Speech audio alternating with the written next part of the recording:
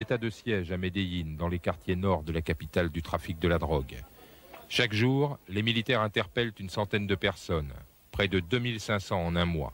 L'armée s'est attaquée aux sicarios, les hommes de main de Pablo Escobar, le parrain de la cocaïne colombienne.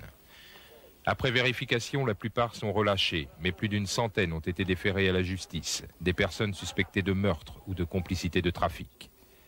Ce soir-là, les trouvailles des soldats, quelques bâtons d'explosifs et parmi d'autres armes, un fusil tout neuf, idéal pour les règlements de compte. Les militaires font le point. En quelques semaines, ils ont mis à jour toute une organisation gravitant autour de Pablo Escobar dans 9 quartiers de Medellín. Près d'une centaine de groupuscules au nom charmant, les nazis, les scorpions, les cobras, les assassins indépendants. Chaque fois 10 à 15 personnes, âgées de 12 à 25 ans. Et grâce aux interrogatoires, les soldats de la 4e brigade ont acquis une certitude, Pablo Escobar est en mauvaise posture.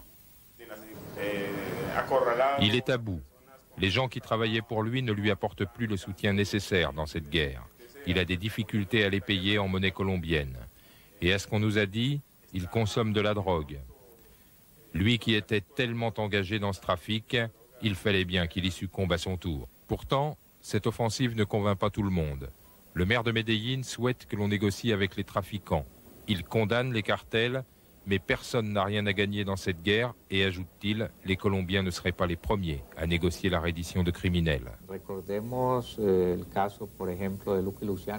Souvenons-nous par exemple de Lucky Luciano et du rôle de son gang dans la campagne électorale de Roosevelt. Ils l'ont aidé économiquement.